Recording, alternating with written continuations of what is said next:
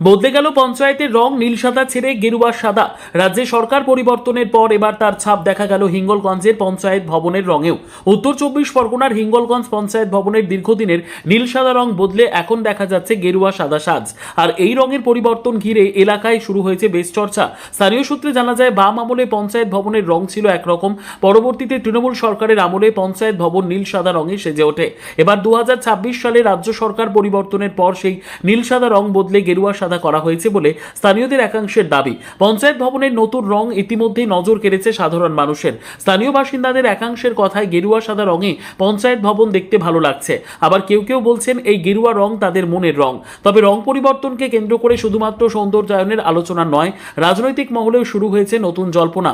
অনেকেই এই রঙের পরিবর্তনকে রাজ্যে নতুন সরকারের পরিবর্তনের প্রতিফলন হিসেবেই দেখছেন। বাম আমল থেকে তৃণমূল সরকারের সময় আর এবার নতুন সরকারের আমলে পঞ্চায়েত ভবনের রঙের এই পরিবর্তন যেন রাজনৈতিক পালাবদলেরই আলাদা ছবি তুলে ধরছে। ফলে হিঙ্গলগঞ্জ পঞ্চায়েত ভবনের গেরুয়া সাদা সাজ এখন স্থানীয় রাজনীতি ও সাধারণ মানুষের আলোচনার অন্যতম বিষয়। বলার কিছু নেই, দুরন্ত লাগছে।